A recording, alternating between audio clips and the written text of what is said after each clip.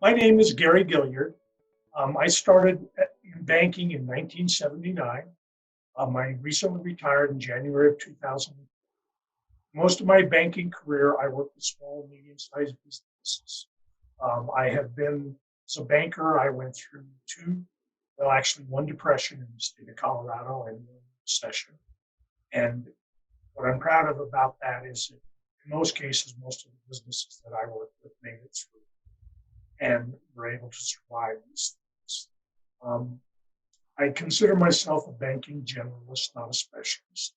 I've talked to business people about virtually every aspect of their business from time to time. And, because small businesses, they don't have a lot of specialists.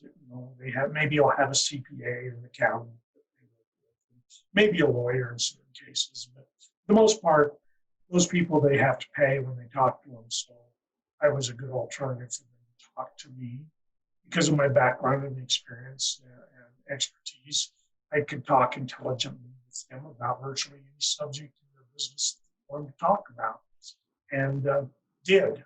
And so that's part of the reason that I like to help small business and entrepreneurs now, is because they're interesting. First off, they're interesting people. They usually are kind of driven, being, what am I going to do in retirement? Because I am 66 years old, but I'm in really good health and all of that sort of stuff. So, there's no reason to just sit around the house and do that. So, really, I like entrepreneurs. I like small business people. Um, I've always liked them. Obviously, I've worked with them forever.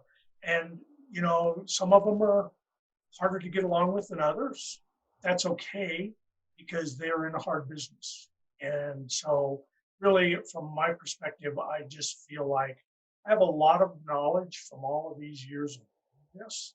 And it seems like it would be selfish of me to not share it with people that are interested in sharing it. It doesn't bother me whether they take my advice or not, because advice is worth what you pay for it, and they're not paying me anything. So, that means they could take it or they could leave it.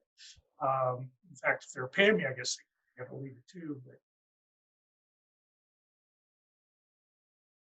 well, I have the banker skill set, which means I know how to analyze financial statements. I know how to read tax returns. I know how to figure out whether or not somebody's succeeding.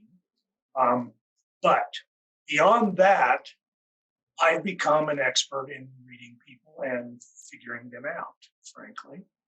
I can figure people out pretty quickly. And that's what's allowed me to succeed in banking, because you don't succeed in banking if a lot of your customers fail and go broke. They kind of tend to frown on you and fire you for sorts of stuff. So there's not a lot of leeway for a lot of losses to go on in a bank. And if you fail as a banker doing what I did, people go broke.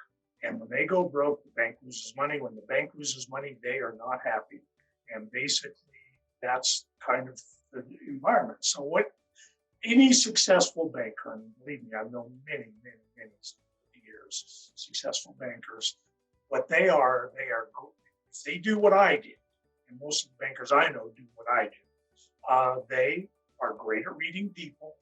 They're great at understanding businesses.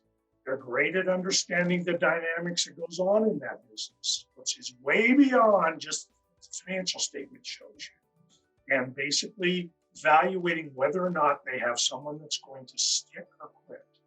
And basically, that's what I bring. I bring a lot more than just banking to a background.